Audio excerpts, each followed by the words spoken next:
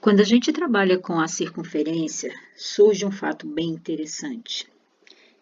E esse fato é o seguinte: se a gente pegar o comprimento da circunferência e dividir pelo diâmetro, o resultado vai ser o número 3,1415 e reticências. Quando eu digo isso aqui, eu estou falando em qualquer circunferência, tá? Isso é uma coisa muito antiga. Então, o que que a gente faz? Vocês podem tentar aí na casa de vocês. Pega uma lata qualquer, pega um barbante, dá a volta na lata e abre e mede com uma régua. Depois, mede o diâmetro e faça essa divisão. Calcule, faça essa conta aqui. Comprimento da circunferência dividido pelo diâmetro. Você vai ver que vai dar esse número, 3,1415 mais alguma coisa. Pode ser que não dê exatamente isso, porque às vezes a sua medição não foi muito precisa, tá?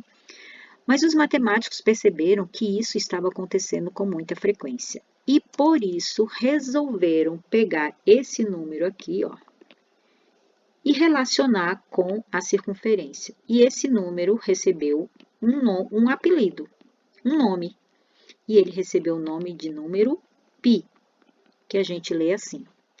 Isso aqui é uma letra grega, tá? 2 pauzinhos com tio em cima, é uma letra grega minúscula. E a gente lê π. E em matemática, nós vamos usar o π para representar o número 3,1415, e aí tem mais um monte de outros números. São tantos algarismos que eles já conseguiram achar, tem acho que mais de bilhão de casas aí, tá? É muita coisa mesmo. E é um número intrigante. Ninguém sabe, quer dizer, sabe que não tem fim, né? Mas é um número que não tem fim. Esse número, portanto, é um número decimal, infinito e não periódico, tá? E por ser um número decimal, infinito e não periódico, esse π é um número irracional. É um fato interessante, ok? E aí, pessoal, substituindo lá, quando eu vou escrever essa divisão aqui, ó, em forma de fração.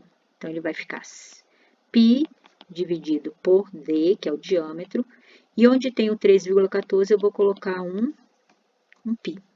Então, c dividido por d, que é o diâmetro, é igual ao π.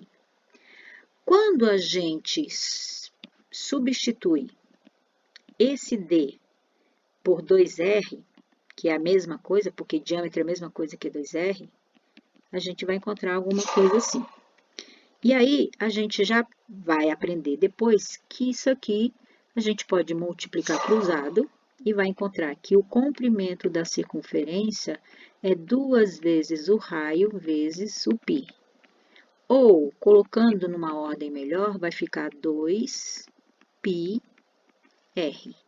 Isso aqui, olha, é uma fórmula que permite calcular o comprimento da circunferência conhecendo apenas o raio.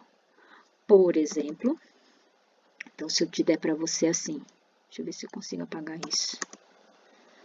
Por que isso não apaga? Então, se eu perguntar para você assim, qual é...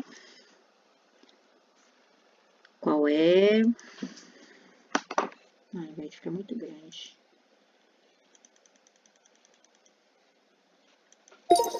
Qual é o comprimento da circunferência quando o raio mede 5 centímetros? Agora vamos corrigir.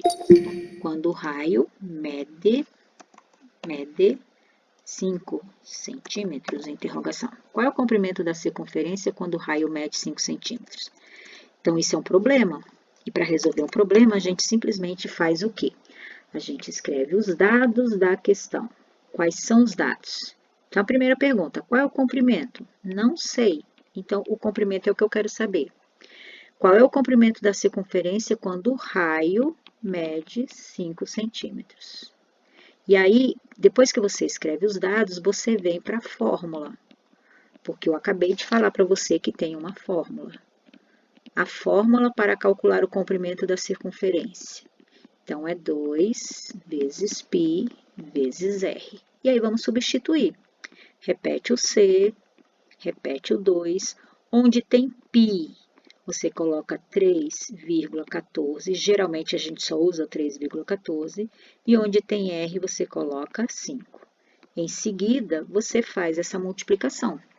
2 vezes 3,14 vezes 5. Sugiro fazer a multiplicação 2 vezes 5 primeiro, que dá 10. E aí, multiplicar 3,14 vezes 10. 1 vezes 4, 1 vezes 1, 1 vezes 3. Como tem duas casas decimais, então a resposta é 31,40 centímetros. Então, o comprimento dessa circunferência vai ser 31,40 centímetros. Tá? É assim que você vai fazer, usando esta fórmula que eu acabei de dar.